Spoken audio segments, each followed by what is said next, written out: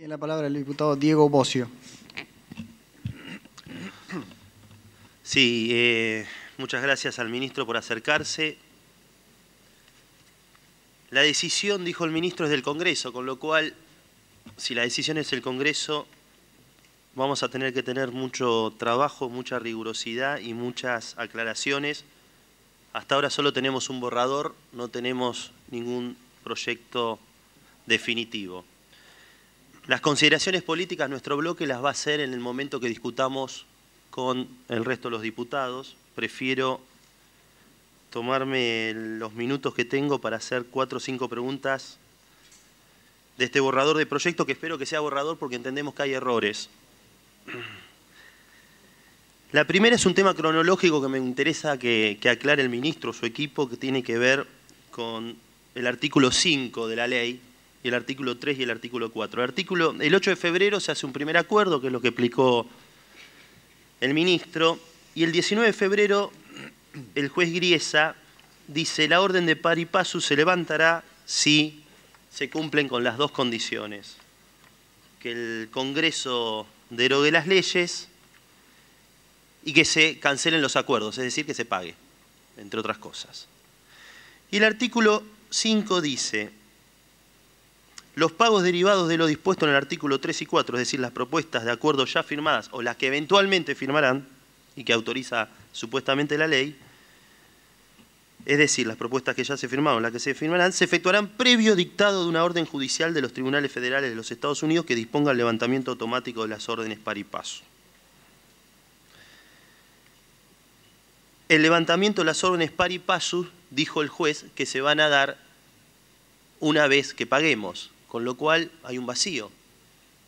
La ley, o explíquennos cómo van a hacer, porque la propia ley nos está diciendo que el cronograma de tiempos no se está cumpliendo como o prevé el juez o prevé la ley. ¿Puedo decir algo ahí, Diego? Sí. Lo que dijo el juez es que se van a levantar una vez que se cancelen los pagos a todos aquellos que hayan entrado antes del 29 de febrero. Como ya pasó el 29 de febrero, el resto... No, los acuerdos que se hayan alcanzado el 29 de febrero, claro. No los pagos. Sí, sí. No, los acuerdos que ya han alcanzado el 29 de febrero. ¿Y cómo se cancela el acuerdo? Según el juez. Con un pago en efectivo. ¿Y cómo se cancela la cláusula pari passu? Simultáneamente. ¿Cómo simultáneamente? Pero la ley no está diciendo lo contrario. A ver, independientemente del objetivo político. No, desarrollalo y hay que estudiar ese artículo, está mal. No, ustedes tienen que venir para acá. Segundo, sugiero lectura más precisa, sugiero que, no sé si es un tema de técnica parlamentaria, a priori parece un vacío legal importante. Segundo, el endeudamiento. El año pasado el Poder Ejecutivo, y hay exmiembros del Poder Ejecutivo que efectivamente vinieron a informar, autorizó deuda por 560.000 millones de pesos. Planillas anexas, lo aprobó el Congreso, lo sancionó el Poder Ejecutivo Nacional. ¿Por qué nos piden nuevo endeudamiento? Y si eventualmente nos piden nuevo endeudamiento, la ley de administración financiera, el artículo 60, es claro, es preciso y es contundente. Queremos el detalle. El detalle estricto para cumplir con la ley. Si no, es imposible que el Congreso trabaje este tema. Y aparte hay 560.000 millones de pesos autorizados, ya autorizados, porque no, ya la Argentina vivió un sobreendeudamiento. No queremos, independientemente de que siempre tuve la postura adentro del gobierno y afuera de que estos temas hay que resolverlo, porque en el 2005 se resolvió, en el 2010 se resolvió, incluso la oposición votó a favor. Yo recuerdo haber venido a defender con mis 6 compañeros y tuvimos el voto de la oposición para la apertura del canje del 2010. Ahora bien, después se resolvió el Club de París, Repsol, evidentemente es un capítulo que hay que cerrar en la Argentina, pero lo tenemos que cerrar bien. Hay un pedido de informe que quiero que se incorpore en la Comisión de Presupuesto. 16 puntos que pedimos con 2 dictámenes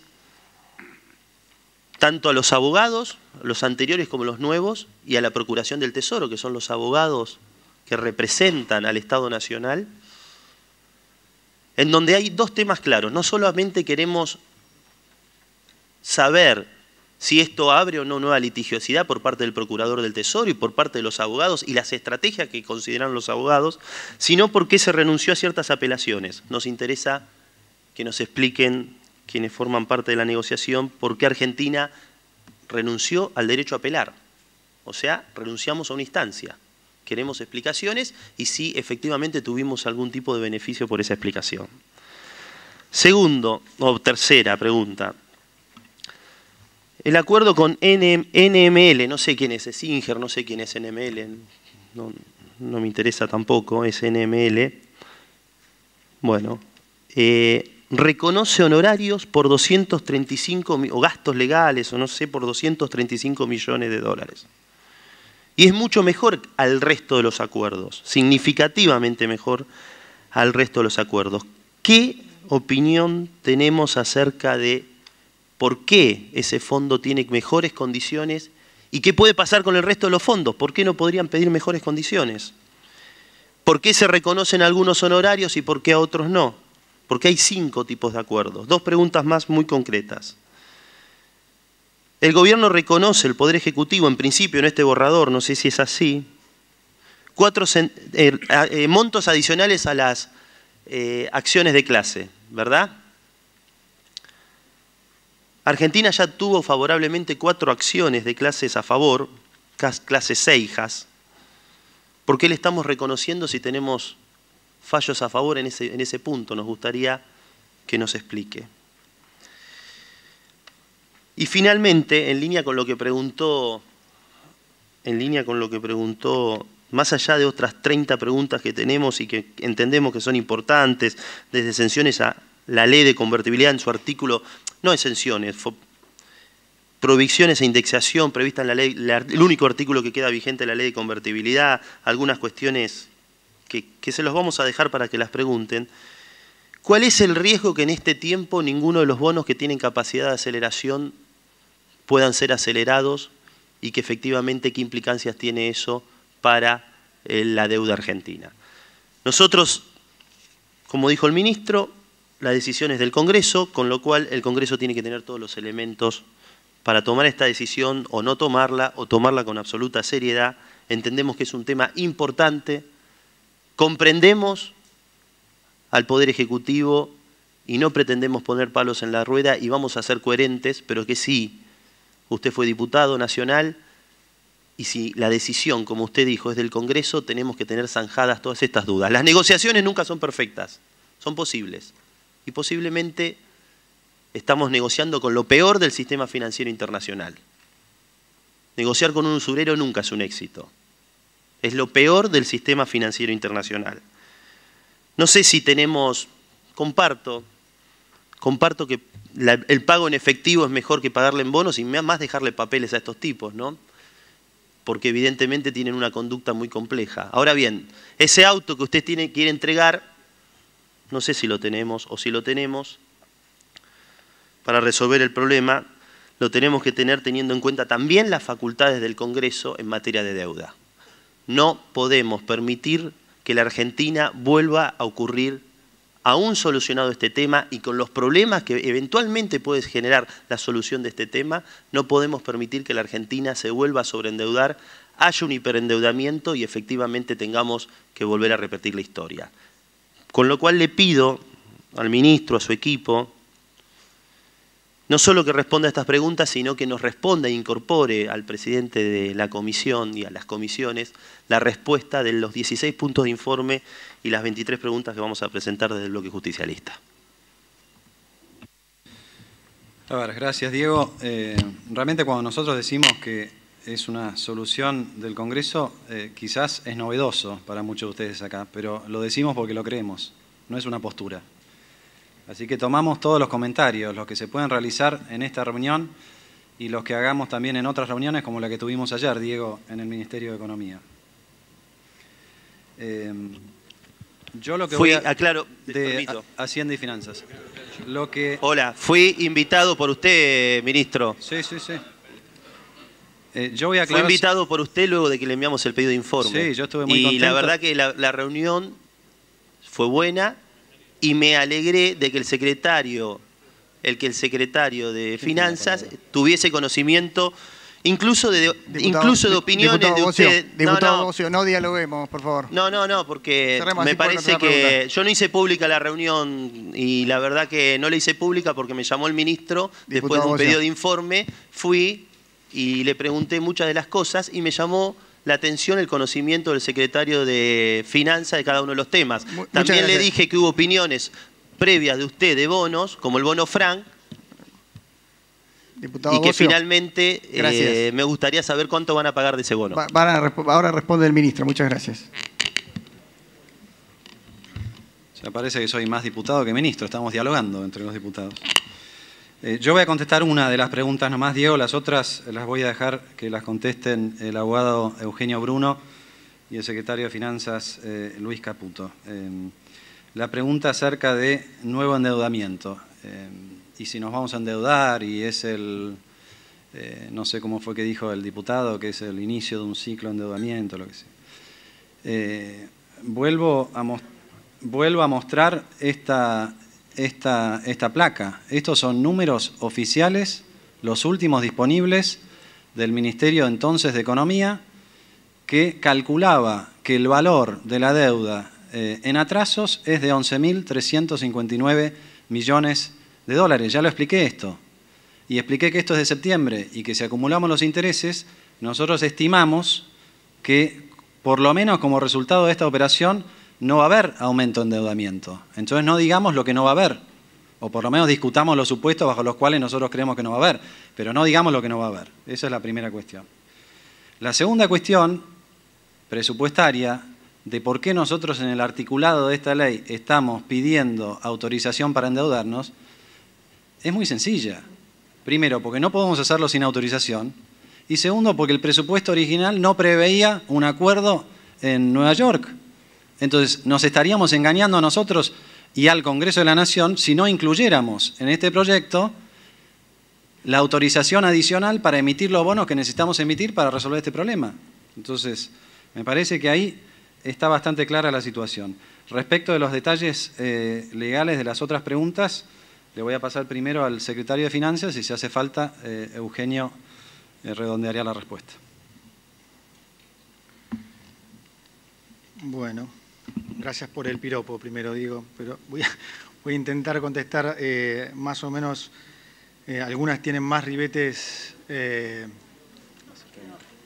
Perdón. Algunas tienen más ribetes que por ahí son más apropiadas para Eugenio, pero voy más o menos atacando las que no necesariamente en el mismo orden. Preguntaste si algunos pueden tener mejores acuerdos que otros, específicamente en el caso de NML. La respuesta es sí, NML tiene un acuerdo mejor y peor que otros, porque como dijimos antes, hay tanta diferencia de bonos y de acreedores y con sentencia monetaria, sin sentencia monetaria, con lo cual, en realidad, el caso de NML es un caso más entre muchos. Tiene mejor acuerdo que algunos y, medido en términos de quita, sustancialmente peor que otros, como por ahí puede ser DART. Y esto es normal porque, como decía antes, depende de la oferta que cada acreedor elija y para cada bono, con lo cual ni les quiero decir la cantidad de combinaciones que hay. Con respecto a las costas, sí, son esas. Lo quisimos poner bien en blanco y negro. En realidad, en las negociaciones, siempre los acreedores lo habían sumado estos gastos al monto que se le debía. La verdad, no queríamos hacer esto. Yo específicamente lo pedí, porque si no, cualquiera de ustedes que hubiera podido chequear el nivel de lo que el monto que le debíamos, ¿sí?, versus el famoso 75% de ese monto, no les iba a dar la cuenta y no queríamos que quedara como que había sido un pago encubierto. Como dijo el ministro, la transparencia siempre fue lo fundamental, entonces específicamente les pedí que separáramos y negociáramos las costas, y quedaron entonces por separado y son las que ustedes ven ahí. Con respecto a la resignación de las apelaciones, esto era, entendimos, el mejor curso legal, porque la apelación, para los que no saben, era en la Cámara Alta, con respecto a si algún bono específico, como el DICA, estamos hilando fino, le correspondía esta famosa injunction, ¿sí? Nosotros estábamos yendo por una acción legal superadora, que era que la acción volviera al juzgado de Griesa, ya que el juez se había expedido a través de la regla 62.1, ya había dicho que si él tuviera jurisprudencia y dadas las condiciones que todos conocen, levantaría la cautelar. Entonces, como esa opción legal era muy superadora a seguir discutiendo si un determinado bono era parte de la cautelar o no, dijimos que vuelva entonces a Griesa, que la consecuencia es que no hay más cautelar. Entonces ya no hay más nada que discutir, si es este bono o este otro. Efectivamente fue lo que terminó pasando, volvió al juzgado del juez Griesa e inmediatamente el juez ya dio fallo definitivo a que, dadas estas condiciones, se levantaría la cautelar. Por último, con respecto a cómo se da el pago versus el levantamiento del injunction, es simultáneo y es así como lo presentó el juez y digamos, no tenemos duda que va a ser así. O sea, en el momento mismo que se efectiviza el pago, simultáneamente se levanta la cautelar. Creo que cubrí todas. No sé si, Eugenio, hay algo para que agregues. Ah, no. Dale. Bueno.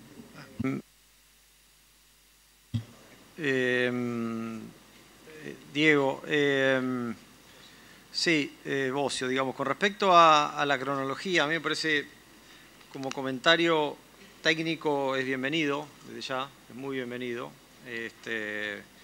Algo hemos comentado del tema y respetamos los comentarios a ese nivel.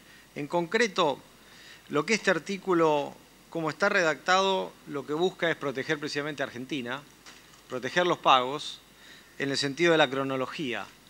Y el artículo, como está redactado, dice que los pagos derivados de los dispuestos en los artículos 3 y 4, es decir, todos los pagos que haya que hacer, se efectuarán previo dictado, no dice previo al dictado, que eso es eventualmente una interpretación o una lectura, ¿no? Interpretación de una lectura que uno podría hacer, no dice previo al dictado, sino previo dictado.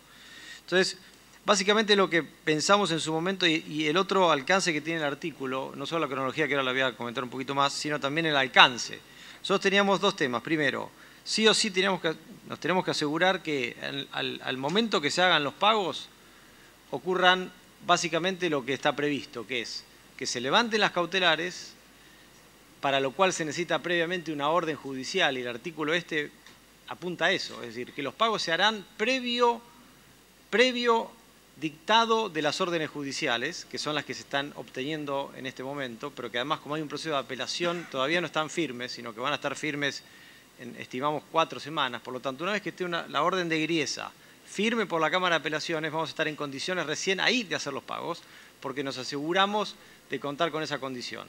Y el segundo tema que teníamos era que el levantamiento de las medidas cautelares tenía que ser completo para todas las medidas cautelares, porque de otra manera no nos sirve. Es decir, nosotros tenemos que tener la certeza de que cuando se hagan los pagos se levanten todas las medidas cautelares. Y la única forma de hacerlo, como nosotros lo pensamos, es redactándolo de esta manera. Que los pagos están condicionados a que previamente exista una orden judicial definitiva y firme, y además con respecto a todas las medidas cautelares. Entiendo que después comentabas con respecto a la nueva litigiosidad.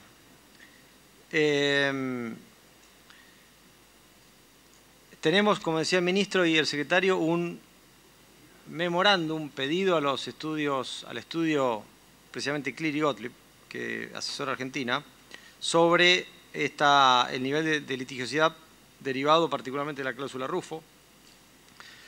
Para todos, digamos, para ellos que lo han puesto por escrito, pero además para todos los abogados nuestros que hemos estado trabajando en estos 2 o 3 meses, el tema de la cláusula Rufo nunca fue un tema, no es un tema legal previsto, e incluso cuando uno repasa lo que ocurrió en el segundo semestre del 2014 y el primer mes del 2015, había consenso en que la cláusula Rufo efectivamente vencía en ese momento, e incluso era el principal obstáculo legal por el cual no negociar hasta el 31 de diciembre de 2014, y que pasado esa fecha, ese obstáculo legal caía. Si uno repasa el debate técnico legal de ese momento, no había ninguna otra lectura. Esto se confirma en el memo que hemos pedido y que han escrito nuestros abogados al respecto. Al mismo tiempo, los tenedores de títulos reestructurados tienen una cláusula de pari passu, creo que vos la comentabas, distinta a la cláusula pari passu de los bonos originales, en donde precisamente lo que se cambió, incluso fue en el 2005, lo cual realmente fue un paso adelante en ese momento, que ahora se usa como estándar incluso a nivel de esa redacción, en donde la cláusula pari passu del 2005 no tiene la obligación de trato equitativo con respecto a la obligación de pago. ¿Sí? Por lo tanto, está sacado expresamente en el memo que lo compartiremos con ustedes, como dijo el ministro, están comparadas la cláusula pari passu del 94 y está comparada la cláusula pari passu del 2005, y ellos expresamente destacan esa diferencia. Por lo tanto, los títulos reestructurados no pueden tener derecho a los remedios de la cláusula de pari passu que tienen los bonos en default. Creo que mencionabas la aceleración. También el memo le hemos pedido esa pregunta y también es bastante preciso y contundente en el sentido de que al momento, e incluso creo que, y ya es un terreno que toco de costado, digamos, es otro de los motivos por los cuales se requiere reestructurar la deuda que está en default precisamente para evitar una eventual aceleración de la deuda con los reestructurados. De otra manera, ya hace 2 años y medio que están y bueno, ese riesgo existe, de esta manera se elimina el riesgo y en este momento no hay ninguna aceleración, ahí nos explican cómo son los mecanismos de cura de la aceleración, por lo tanto ese aspecto está cubierto por nuestro estudio, por los estudios legales que hemos hecho y el trabajo legal que hemos hecho. Acciones de clase mencionabas, con esto termino, me parece que cubro lo que preguntabas a nivel legal. Acciones de clase. Acciones de clase no es correcto que haya un fallo a favor. En realidad lo que hay un fallo a favor es con respecto a lo que Griese había dicho sobre la composición de la clase. Bueno, y el acuerdo que está en el anexo, que entiendo que usted lo tiene, dice que todos los acuerdos de acciones de clase están sujetos al fallo final de Griesa con sentencia firme con respecto a la composición de la clase. La clase puede llegar a ser el total que está previsto, puede llegar a ser 0 o puede ser algo intermedio. Y el concepto de pago, que son $25.000 que está en el anexo, es un requisito a los fines de la publicación del settlement, a los fines de que se informe, que Argentina informe que ha llegado a un acuerdo con los representantes de la clase para que los participantes eventuales de la clase digan si están de acuerdo o no. Es un requisito derivado de las propias leyes de Estados Unidos.